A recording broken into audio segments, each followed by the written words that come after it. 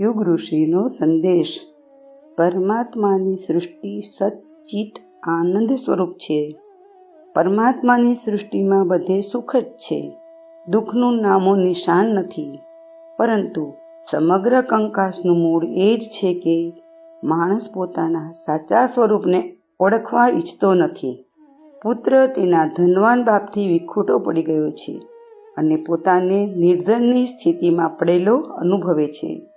તેનું શરીર, પ્રાણ, મન એમ બધું જ અસ્તવ્યસ્ત છે, કારણ કે તે જાણતો નથી કે તેનો પિતા કેટલો વ્યવસ્થિત, વિકસિત તથા વિશાળ છે. માણસ જો પોતાના અમર સ્વરૂપને ઓળખી લે તો તેનામાં પણ આ બધી વિશેષતાઓ તરત જ જોવા મળે. દૂધ દેતી ગાયની વાછરડી પણ દૂધ આપનારી બને છે. મીઠી કેરીના આંબા પર પેદા થયેલી કેરીમાં પણ એવા જ ગુણો હોય છે. નારંગીના ઝાડ પર લીંબુ નથી લાગતા.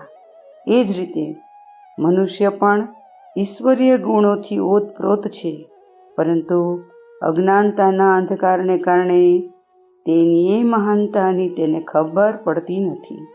મનુષ્ય જો પોતાના પિતા એવા પરમાત્માના ગુણ, ઐશ્વર્ય અને વૈભવને અનુરૂપ પોતાનો જીવનક્રમ રાખત તો તેની શક્તિઓ સુષુપ્ત ના રહેત અને તે પણ પોતાના પિતાની જેમ સત, ચિત્ત અને આનંદ સ્વરૂપ બની જાત.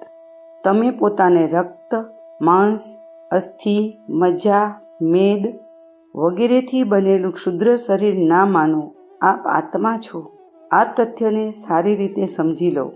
આત્મા પોતાના અમરત્વને ઓળખવા માટે માણસના શરીરમાં ઉતર્યો છે.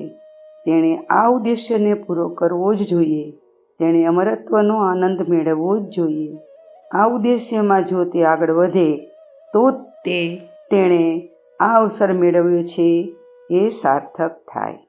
અખંડ જ્યોતિ, ઓગસ્ટ 1965, પૃષ્ઠ 6, સંદર્ભ ગ્રંથ યુગ ઋષિનો સંદેશ.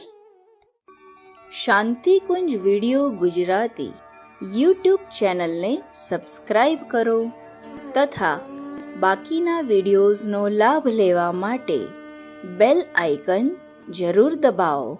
ધન્યવાદ.